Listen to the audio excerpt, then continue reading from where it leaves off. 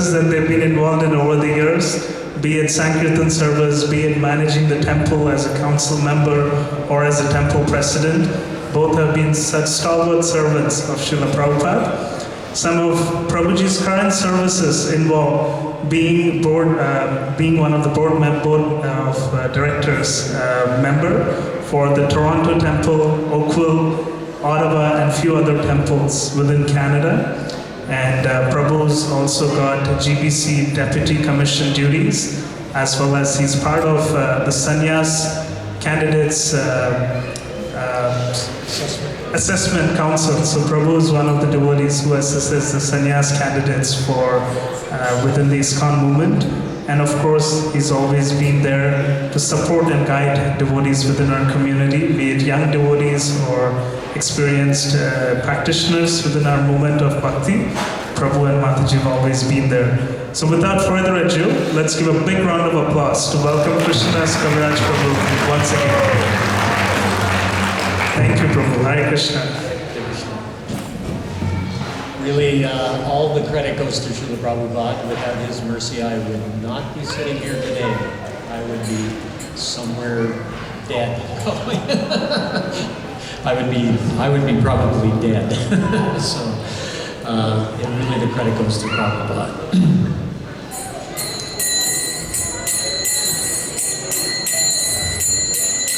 Jaya Radha Madhava Kunja Vihari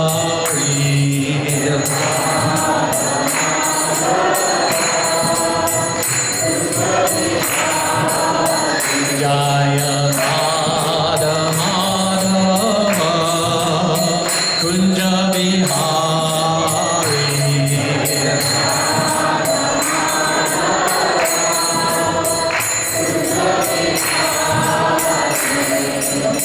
Gopijanna Vallabha Girivardhari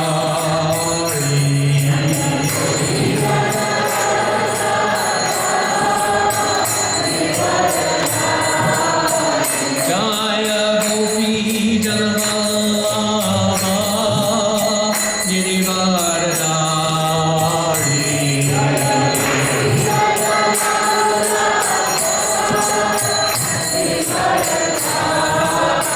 Jasoda Nandana Rajajana Randana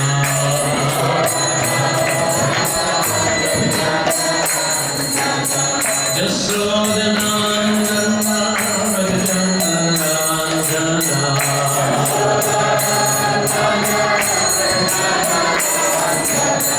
Jamuna Tira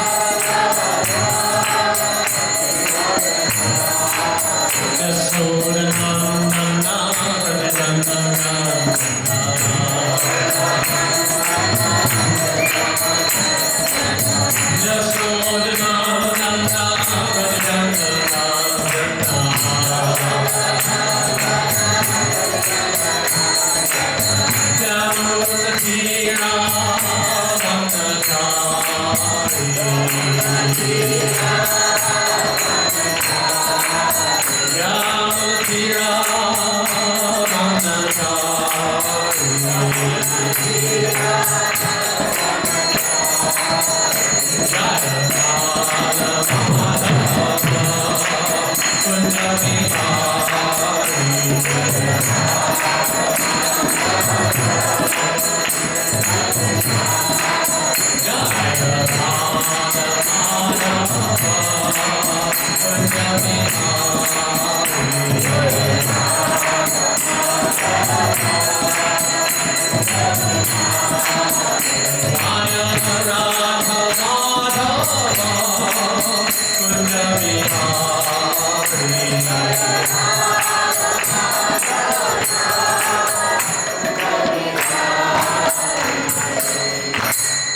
Srila Prabhupada ki jai.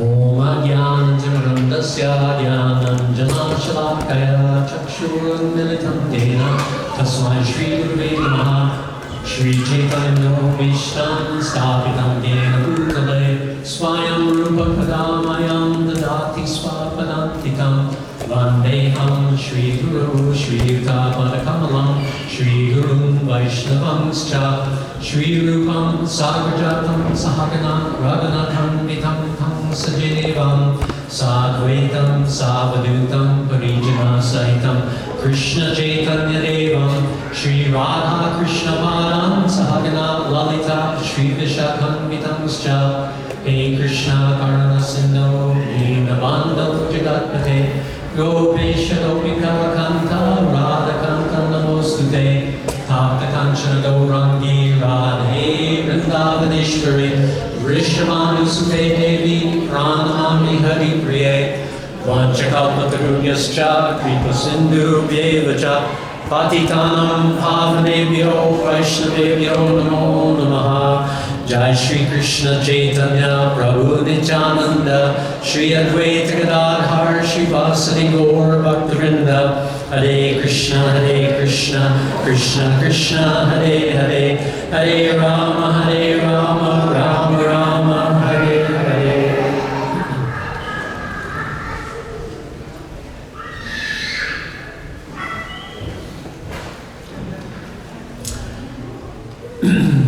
So, I was going to speak today about forgiveness. Some of you may have seen the poster. And it's a very important topic, especially considering what's going on in the world today in so many different places. A little bit of forgiveness would go a long way. So I thought I would speak about how Krishna and Srila Prabhupada have talked about the importance of forgiveness. So there's a few verses in the Bhagavad Gita where forgiveness is mentioned. It's mentioned in the 10th chapter, verses 4 and 5, the opulence of the Absolute. And it's also mentioned in the 16th chapter, Divine and Demoniac Natures. And in the first 3 verses, verses 1 to 3, forgiveness is mentioned. So I'm just going to read the verses 4 and 5 from the 10th chapter. Buddhir Jnanam Asomaha Shama Satyam Damashama Sukam Dukam Bhavo Bhavo Vayam Chavyam Evacha Ahimsa Samatatusdish Tapodanam Yasho Yasha Bhavanti Bhava Bhutanam Mata Eva Pitag Vidha. So these are all the different opulences of the Supreme Personality of Godhead. So Buddhi, intelligence, Jnanam, knowledge, Asoma, freedom from doubt, Shama, forgiveness, Satyam, truthfulness, Dhamma, control of the senses, Sama, control of the mind, Sukham, happiness, Dukkam, distress, Bhava, birth, Abhava, death, Vayam, fear, Cha, and Avayam, without fear, Eva, also, Cha, and Ahimsa, non-violence, Samatha, equilibrium, Tushti, satisfaction, Tapa, penance, Dhanam, charity, Yasha, fame, Ayasha, infamy, bhavanti, become, bhava, natures, bhutanam, of living entities, mata, from me, eva, certainly, pratak, vidha, differently arranged. Intelligence, so this is the translation, intelligence, knowledge, freedom from doubt and delusion, forgiveness, truthfulness, self-control, and calmness, pleasure and pain, birth, death, fear, fearlessness, non-violence, equanimity, satisfaction, austerity, charity, fame, and infamy are created by me alone. So there's the other place is, sorry, let's go. There's another place also in the 9th canto of the Srimad Bhagavatam, in the 15th chapter, and it's Parashuram, Lord Parashuram, the Lord's warrior incarnation. And I took a picture of this verse, so I don't have the Sanskrit on the top, but it says, the duty of a Brahmin is to culture the quality of forgiveness, which is illuminating like the sun. The Supreme Personality of Godhead, Hari, is pleased with those who are forgiving. So in the purport, Srila Prabhupada says, different personalities become beautiful by possessing different qualities. Chanakya Pandit says that the cuckoo bird, although very black, is beautiful because of its sweet voice. Similarly, a woman becomes beautiful by her chastity and faithfulness to her husband. And an ugly person becomes beautiful when he becomes a learned scholar. In the same way, a Brahmin becomes beautiful when they are forgiving. So Srila Prabhupada established the International Society for Krishna Consciousness because he wanted to try to resurrect Brahminical culture. The culture that was really based on the science of the Vedas and Varnashram Dharma. And of course, in Varnashram Dharma, you have the four Varnas, the Brahmins, Kshatriyas, Vaishyas, and Sudras. And they are considered like all different parts of the body, of the social body. So the Brahmins are considered the head, the Kshatriyas are the arms, the Vaishyas are the belly, and the Sudras are the legs. But every part of that body is important for the proper functioning of the body. And particularly the Brahminical class, because they are the ones who direct the whole of society towards the goal. If you have a society, you must have a goal. You know, there are so many societies in the world today. You know, there's the Cancer Society and the Tuberculosis Society and the Society for taking care of prisoners that get out of jail, John Howard Society, like that. So there's all these different societies, and they all have different goals. But the goal of Varnashram is to make sure that everybody gets out of this material world alive. You know, you often hear people say, nobody gets out of here alive. Well, in a sense, that is true. I mean, our material bodies have to die. And as long as you're thinking you're a material body, then for sure you are going to die, because you are identifying with what is going to die. So you are guaranteed death. But if you begin to actually have some spiritual awareness, then we actually get the opportunity to identify with that which is eternal. And when we identify with that which is eternal, then we do not die. We become deathless. And does anybody here want to die? No.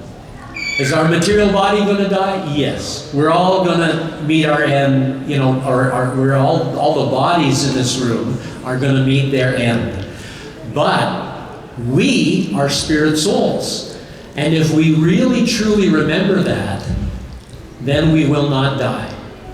Now, one of the exceptional qualities of the Brahmins, of the Brahminical culture, is this quality of forgiveness.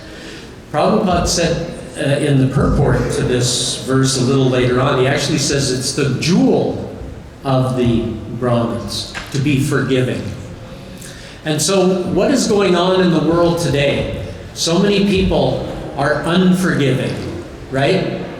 I mean, at the slightest little thing, sometimes somebody cuts somebody off in a car, and then a road rage incident happens because they can't forgive somebody. And it could be that the person is not from this area, and they don't know the roads. And so they thought they were going to make the turn, and then they have to come back on, and the person gets all offended, then, oh, you cut me off, and everything. You know, it's just, hey, I made a mistake. You know? But the person gets all upset. And if they happen to have a gun, like almost everybody in the United States, then there's a good chance they're going to get killed in such an incident. So it behooves us all to have that forgiving spirit. So Srila Prabhupada wanted the International Society for Krishna Consciousness to actually cultivate Brahminical culture and Brahmins.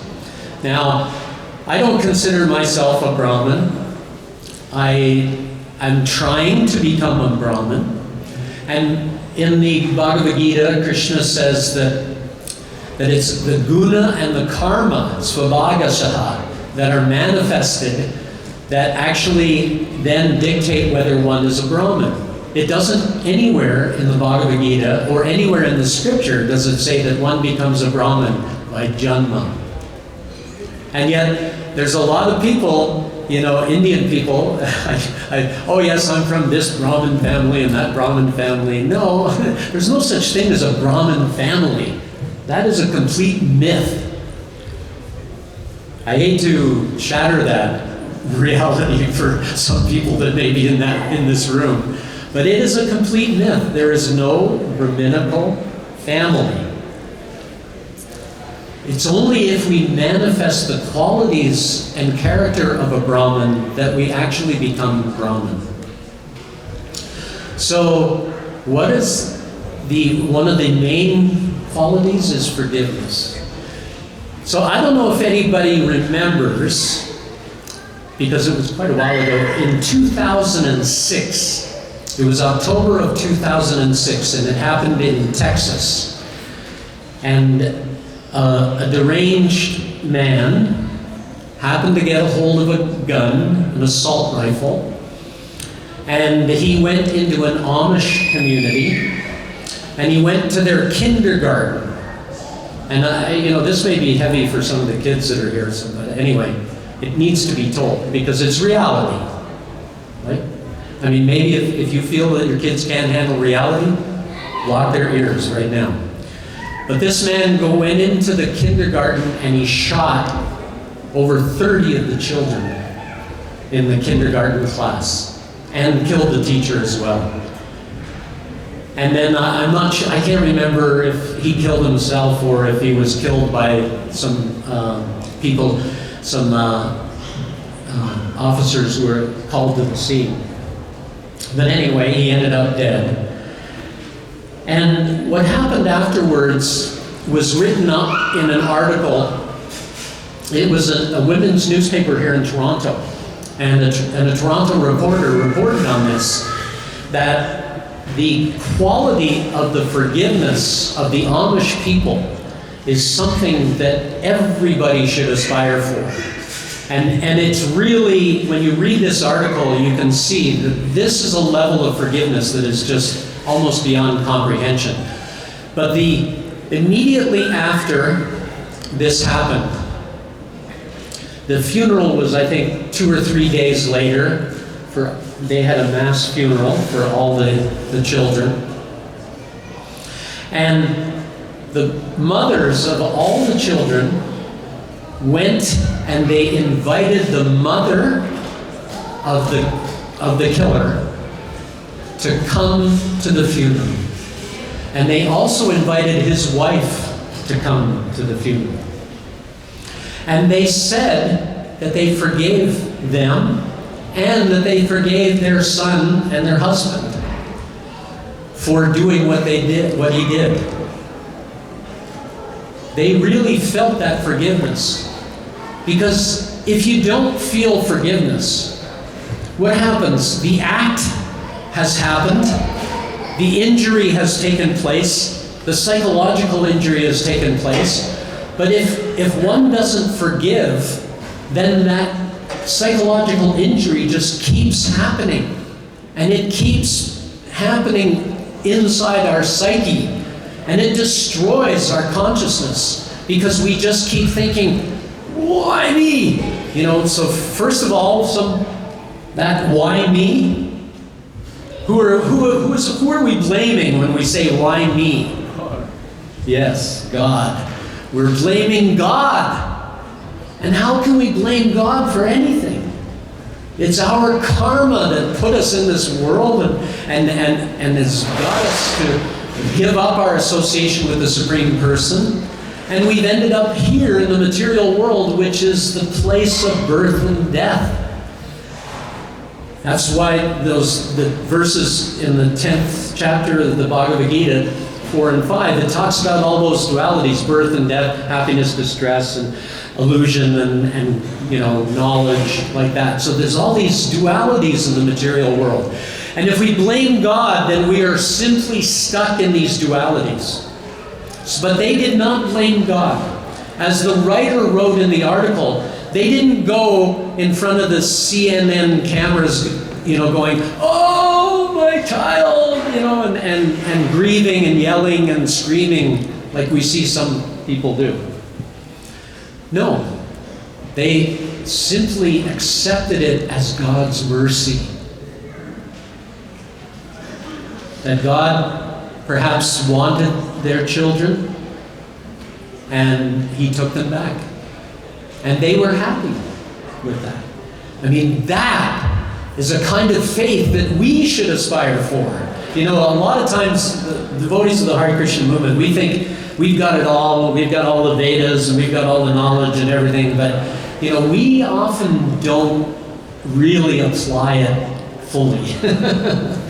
And we need to learn how to apply it properly. And so, similarly, what's going on, and I said that I was going to speak about forgiveness today, and that was before this thing happened in Bangladesh. And the devotees, some places have been attacked, and devotees have been persecuted. But it just happened that I'm now giving this talk on forgiveness. And what happens when they're in these religious groups, when there is a state of non-forgiveness? When we hold the grudge, and we say, why me? And I've got to get back at somebody for doing this to me. As if that is going to actually make us feel better? Is that going to make us feel better?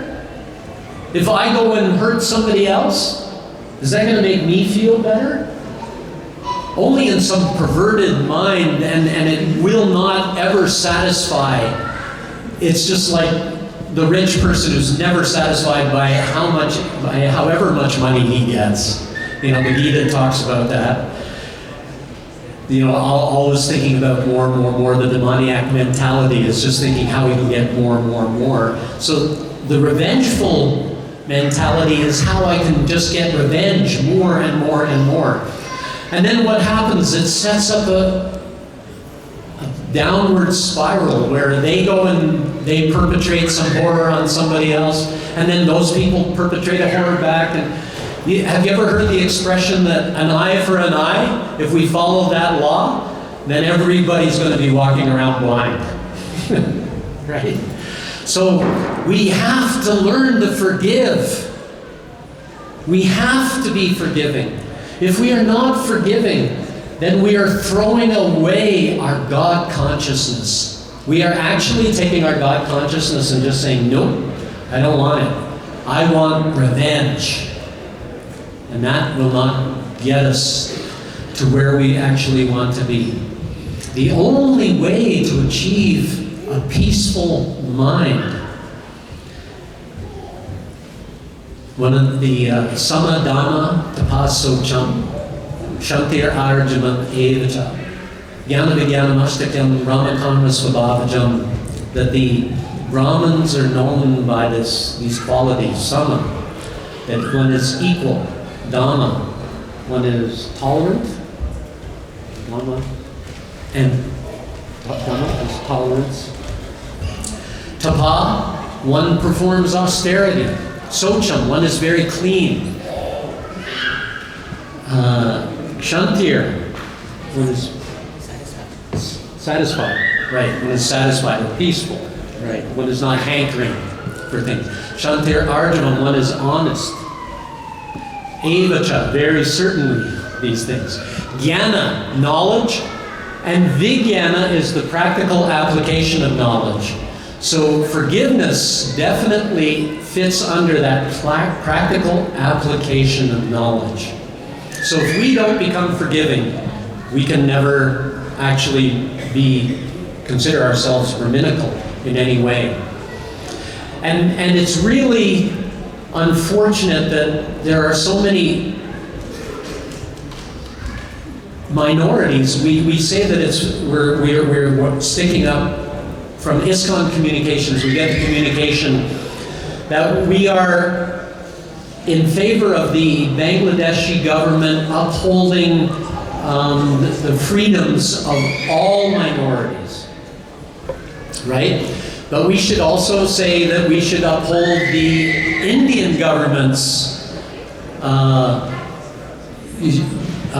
uphold their minority rights as well. And we should say that the Israelis should uphold minority rights there, and the Palestinians and all the different Muslim groups, or in Pakistan or wherever, they should all uphold minority rights as well. We should, everybody, but what happens is when there's an unforgiving attitude, then you get radicalism. Radicalism begins to grow when people think, I've got to get back at somebody and I've got to do something about it.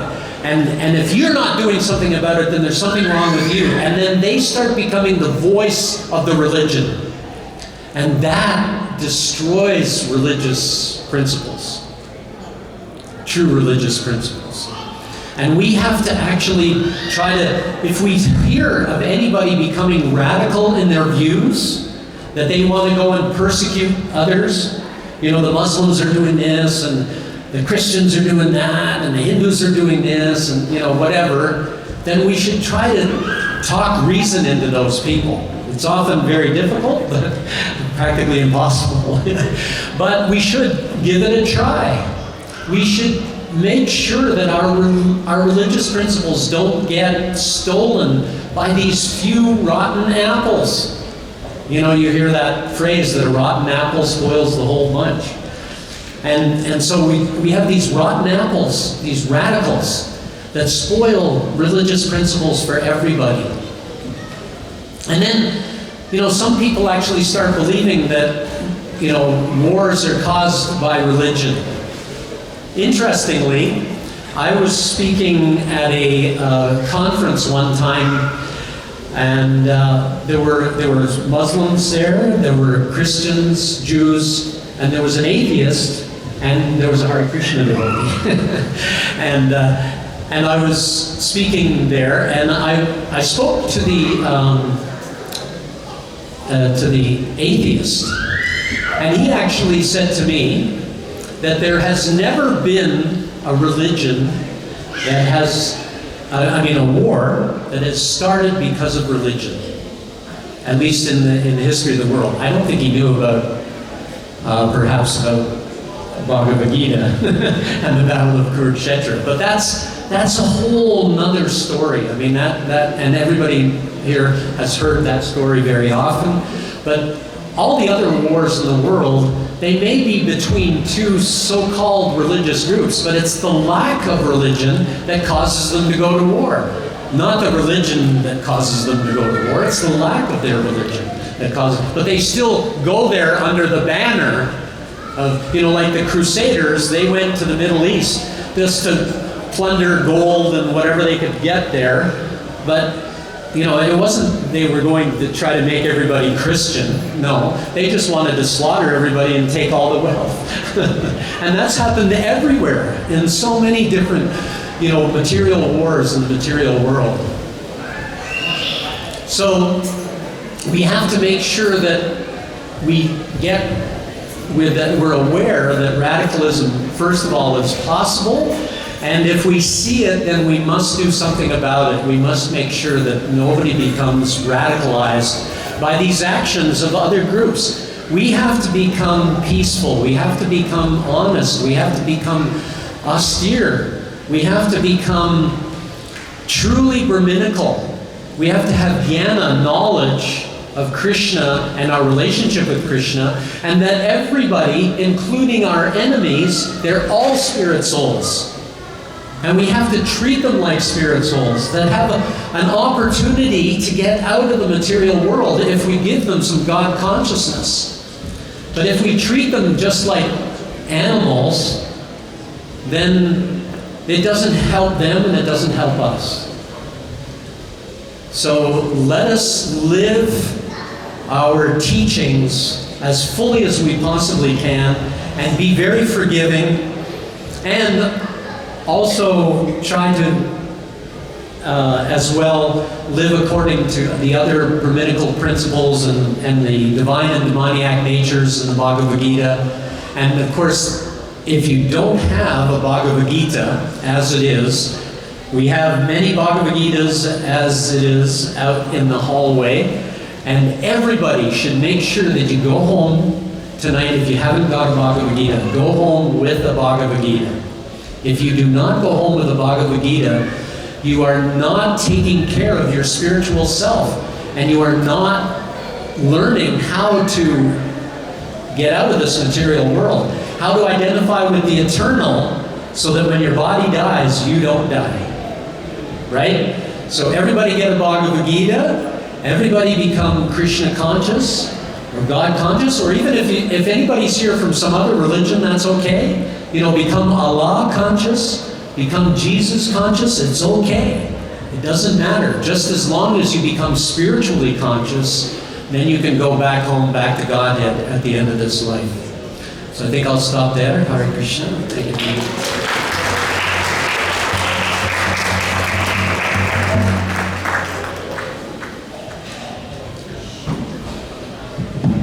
Thank you so much, Krishna Das Kaviraj Prabhu. Can you give a big round of applause once again?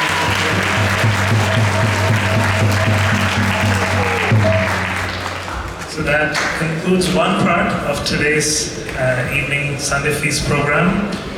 Many of you might know December is also known as the month of Gita. It's a month when the Bhagavad Gita was spoken. So over 5,000 years ago, Sri Krishna departed the wisdom and his transcendental knowledge and teachings of Bhagavad Gita to Arjuna on the battlefield of Kurukshetra. So a few days next week, on the 11th of December, we will be celebrating this auspicious month of Gita Jayanti by reciting the entire Bhagavad Gita at our temple. I'll be sharing more details in a bit. But before that, we have a very short and special play put together by the devotees of the Toronto Sankirtan team. Every year they distribute this wisdom, ancient knowledge of Bhagavad Gita to everyone visiting our temple, and even those who may not be visiting the temple, by going out on the streets or placing Bhagavad Gitas in prisons, libraries, long-term care centers, old age homes. Devotees have been pushing all their boundaries to try and distribute and share this knowledge of Bhagavad Gita. So we'll be having a very short play put together by these devotees. They're going to showcase what they usually do during this month of Gita Jayanti. Can we give a big round of applause to welcome